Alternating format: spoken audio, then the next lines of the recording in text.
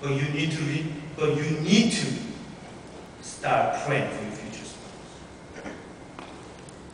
Let me ask you guys, and with your hand right now, that in this auditorium, in this sanctuary, is it here? Pastor, I am praying for my future spouse. I'm asking God for this kind of person to be my wife and my husband. Raise your hand if you're doing that right now.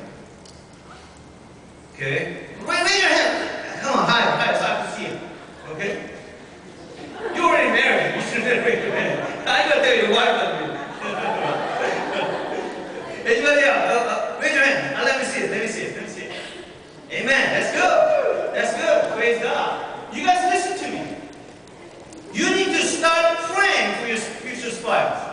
And you need to stop dating. Amen. Oh. Amen. Oh. I'm going to talk more about that next week. Okay? But that's my philosophy, guys. A philosophy that has been worked in my heart. You know, my wife is the only one that I dated in my life. And my wife is the only one that I kissed. My wife is the only one that I knew as the woman in my life. And I succeeded in that way.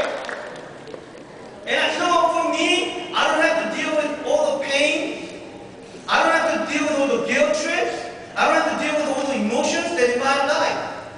I only have to deal with one time when she almost break up with me. One heartache. Okay? There was only one heartache that I had to face. But the rest of the time, I didn't have to deal with that. And I said to myself, I said, thank God it's over. I look at it and say, thank God that those moments of the struggle is over. Now I could enjoy my relationship with God. Guys, having a relationship and having a fellowship within a marriage is an awesome thing. It should never be a time that, you know, some of the world talks about it this way. Some of the guys say that, well, it will be good for 6 months, and that's about it. That's not true. I've been married for 20 years, and I can tell you guys, if you do it right, and if you really love your wife and love your husband in the right direction, and if you truly understand what love is, you get better and better and better. And you get more powerful than ever. And there's something that God can offer you in your heart. If you pray, and if you live your life in the right direction and according to what God says. Amen? You know, these issues, this struggle, going through a struggle by all kinds of people. It doesn't matter if you're a soldier, strong, weak, whoever that you are, they go through this struggle all the time. I remember when I was in VMI, Virginia Military Institute. You know, those guys are, you know, they got the brain and they got the body. What I'm saying is, you know, they train hard. I mean, when I went to VMI for 2 years and went to Army basic training was a cakewalk. It was nothing. Because I went through a literal hell for 6 months. You couldn't get out of the campus for 6 months. I lost 20 pounds in 2 weeks.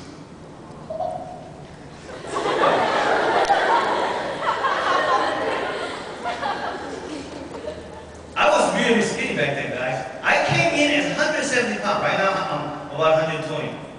Okay, I gained so much weight after I got out of Army. You know, I was 170 pounds when I got in there as a high school kid. When I got out, I was 150 pounds. And I lost all that in 2 weeks. I mean, I remember the time that when I went into the barrack, they worked you out so much. As soon as you hit your head on the pillow, you were sleeping. I mean, I kid you not. They said, Reg, you can go to sleep. And you see this, you know, hormone blowing, and then you hit your head on the pillow, you go, and boom, they kicked the door. And I said, oh, they put us to sleep at 11 p.m., and they kicked the door at 2 a.m., and then drag us out and put us in the auditorium and make it pitch dark. And the president of the, they call it RDC, Red Disciplinary Committee president came out and scared the heck out of us. I mean, my goodness. You know, we went through all those torture. And after 6 months, I remember, when they freed us from the barrack, we finally got out of the barrack. Can you imagine? I mean, they got a campus maybe twice the biggest First Assembly of God right here. You know? And we couldn't get out of this campus for 6 months. We're stuck there. Except when we're running around the parade ground. That's about it. And they gave us a free pass to walk. And I remember those guys went wild. All those guys went out and they came back, they got drunk, and they talked about, you know, they got messed around with the girl, and they said all kinds of stuff. And I was like, oh my. And I remember there was homecoming, sort of like. There was a football and there was a homecoming going on, and then when that happened, all those cadets, they have a date, you know, come over. And so they line up all those freshmen. And at the time I was a freshman at the time, and there was those of you who have a date, fall out. So you don't have to go to really dinner. If you go to dinner with upperclassmen, you know, it's worse than anything else. I mean, you rather not eat.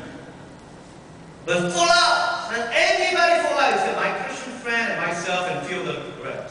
And the only reason he did that is he wanted to make fun of us who doesn't have a date. And he came to me because I was the only Asian. Okay?